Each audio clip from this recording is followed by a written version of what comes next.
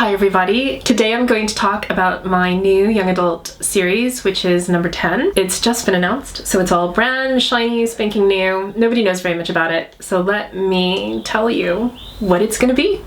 When I finished writing Night School, it felt like the end. Like I thought, that's it. I've written their story. I thought my readers will write their own happily ever after or whatever in their heads. And then time went by and it was in my head afterwards. Like a year later, I was thinking, what Allie would do at college, and I wonder what she's gonna do with all that money and power. And I sat down to write, like a Night School 6 actually at Samiri Academy with all the same main characters, and it wouldn't write. It would not write itself. It was done. It felt finished. So I couldn't do that, so I put it away. And I wrote other books. I wrote The Echo Killing, I wrote A Beautiful Corpse, and then my agent said, you know, you should write a young adult novel. And I said, I've got an idea. Number 10 is about the daughter of the Prime Minister, who is a rebellious, I don't know, like a difficult teenager. She's 16. Her mother has been Prime Minister for 8 months when the book begins, so it's all still new to her. And she is not wild about ending up living in what is basically a government office building, as number 10 Downing Street is. And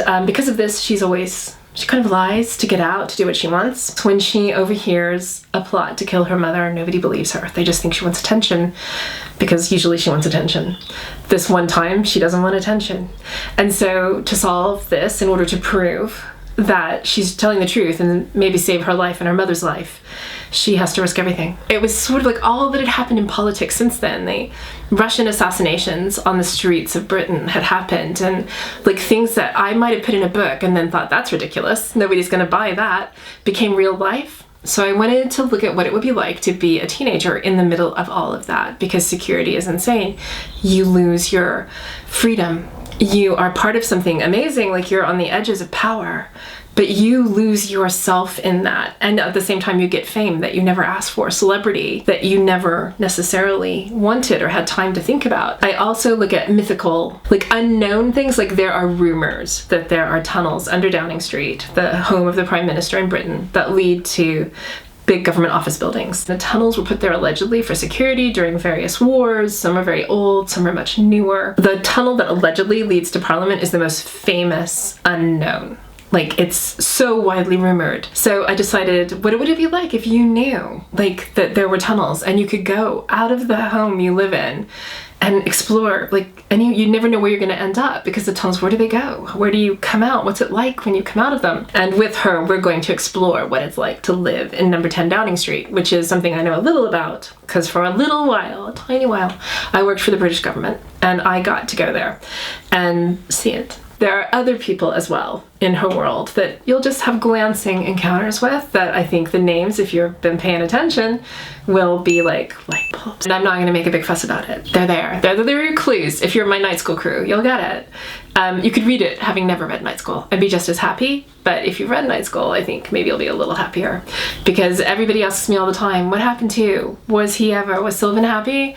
What became of Carter and Allie? Are they still together? They better be together, as people said last week in the comments on my video. So yeah, I mean, those questions I want to answer, but there's new main characters, there's new settings. So it's Night School 6 in that it's in the world. Real time has passed.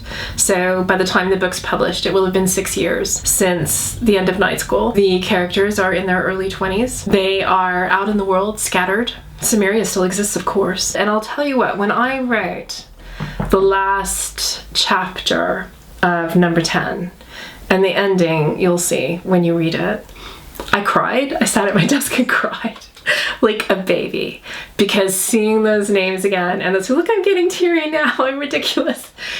Seeing the characters again, seeing the places again, being back in that world, I missed it more than I thought. I missed it more than I knew. It felt like home. I hope you're excited about going back into that world with me, or joining us in this world, which we all love.